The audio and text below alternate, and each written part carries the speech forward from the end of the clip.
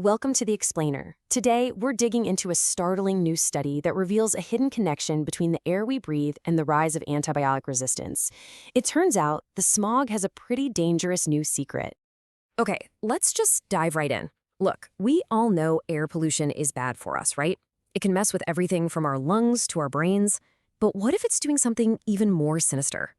A new study out of Jawaharlal Nehru University in India suggests it might be helping to spread some really dangerous drug-resistant bacteria. You know, for a long time, it's kind of been a mystery why so many people get these really severe respiratory infections during the polluted winter months. Well, this new research might finally give us the answer. What they've uncovered is a direct, dangerous link between those tiny pollution particles floating in the air and the spread of bacteria that our best medicines are struggling to kill. There's a specific culprit, and it's basically using the smog as its own personal taxi service. So to really get this, we need to meet the two main players in this story. You've got the culprit, which is a pretty well-known bacteria, and then you've got its accomplice, the polluted air we're all breathing. The culprit here is a bacteria many of us have probably heard of, Staphylococcus, or staph for short. Now, these little microbes are everywhere. They live inside our noses, on our skin, and most of the time, they're totally harmless. They just hang out. But when these bacteria get out of control, they can cause a whole range of problems. And we're talking everything from skin issues like boils, all the way to severe pneumonia and even sepsis, which is a life-threatening infection that can spread through your entire bloodstream. And this is where it gets really interesting. The accomplice is the air pollution itself, specifically those tiny particles we call PM 2.5. They're so small they can sneak past all of our body's natural defenses. The bacteria basically cling to these particles, hitching a ride, and then we breathe them deep, deep into our lung. So, to figure out just how big this problem really is, researchers went to one of the most polluted cities in the world, India's capital, Delhi. And what they found there was pretty alarming. Okay, to really understand how serious their findings are, you need a baseline. The World Health Organization, the WHO, has a very clear guideline for how much of this bacteria is considered safe to have in the air around us. That limit is 1,000 colony-forming units, which is just a way to measure living bacteria, per cubic meter of air. So remember that number, 1,000. All right, so with that WHO standard of 1,000 in mind, the team went out and measured the air in Delhi, especially during the winter, when all that smog gets trapped over the city like a giant dirty blanket.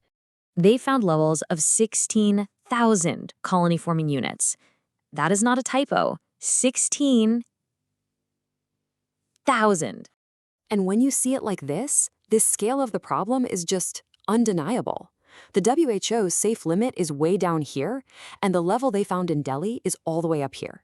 It is a staggering 16 times higher than what's considered safe. And what's really crucial here is that this isn't spread out evenly. The highest concentrations were found in the most vulnerable places.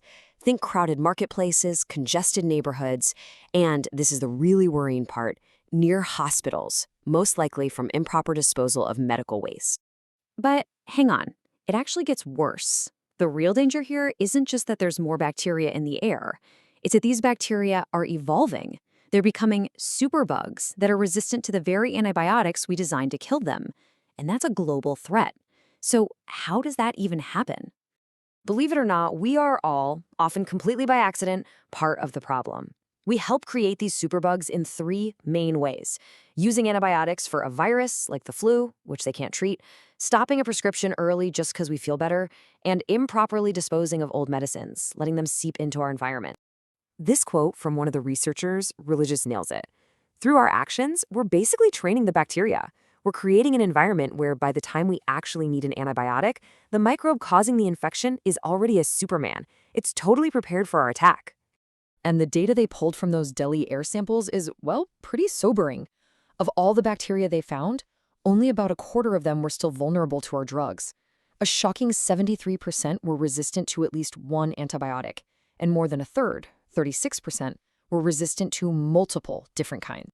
So when you're faced with superbugs literally riding on pollution, it can feel pretty overwhelming. But there are clear steps we can take to fight back, both as individuals and as a whole society. This really lays out the two-front war we need to wage. For us, it's about personal responsibility, wearing a good N95 mask when pollution is high, never using antibiotics without a prescription, and always finishing the full course. For governments, it's about big systemic change, creating strict rules for hospital waste, cracking down on over-the-counter antibiotic sales, and just raising public awareness. And taking these actions is absolutely critical, especially for the most vulnerable people living among us. We're talking about kids and the elderly, pregnant women, and anyone with a weakened immune system, like a cancer patient, whose body is already fighting a really tough battle. Which leaves us with one final and pretty crucial question. This study shows us that the threats to our health are constantly evolving, right? They're finding new and insidious ways to spread. So the real question is, can our habits, our policies, and our awareness evolve fast enough to keep up? Because what's happening in the air of one city is really a warning for all of us.